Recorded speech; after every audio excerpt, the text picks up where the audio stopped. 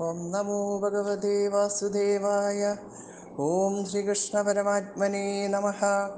എല്ലാവർക്കും നമസ്കാരം. ശ്രീമദ് നാരായണീയം ദശകം 14 ശ്ലോകം 6. കർദമൻ ദേവഹൂതിയെ വീഴ്ക്കുന്നു. മനുനോപഹൃതാം ച ദേവഹൂതിം തരുണീരത്നമവാപ്യ കർദമോസൗ ഭവദർച്ചന നിവൃതോപി തസ്യാം ദൃഢശുശ്രൂഷണയാ ദദോ പ്രസാദം. മനുന ഉപഹൃതാം ച ദേവഹൂതിം തരുണീരത്നം അവാപ്യ കർദമഃ ഹസൗ ഭവദർച്ചന നിർവൃതഃ അപി തസ്യാം ദൃഢശുശ്രൂഷണയാ ദദോ പ്രസാദം. മനുനോപഹൃതാം ച ദേവഹൂതിം തരുണീരത്നമവാപ്യ കർദമോസൗ ഭവദർച്ചന നിവൃതോപി തസ്യാം ദൃഢശുശ്രൂഷണയാ ദദോ പ്രസാദം.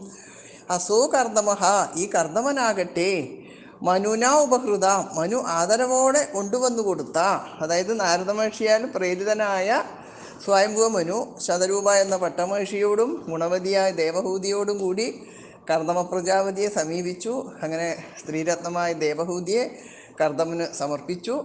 അങ്ങനെ ആ മനു ആദരവോടെ കൊണ്ടുവന്നു കൊടുത്ത തരുണീരത്നം ദേവഹൂതിം അവാപ്യ, സ്ത്രീരത്നമായ ദേവഹൂതിയെ കിട്ടിയിട്ട് ഭവദർച്ചന നിർവൃതഹാപി, നിതിരുവടിയുടെ ഭജനം കൊണ്ട് സംതൃപ്തി അടഞ്ഞവനാണ് എങ്കിലും ദൃഢശുശ്രൂഷണയാ, അവ്യാജമായ അവളുടെ ശുശ്രൂഷ കൊണ്ട് തസ്യാം, അവളിൽ പ്രസാദം ദതു, അവളിൽ പ്രസന്നനായിട്ട് ഭവിച്ചു.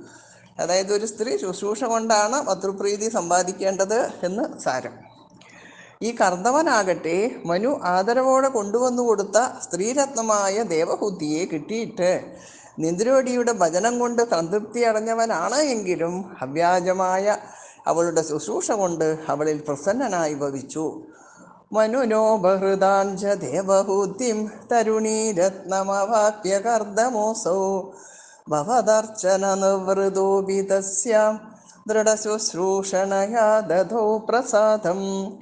മനുനോപഹൃതാം ച ദേവഹൂതിം തരുണീരത്നമവാപ്യ കർദമോസൗ ഭവദർച്ചന നിവൃതോപി തസ്യാം ദൃഢശുശ്രൂഷണയാ ദദോ പ്രസാദം.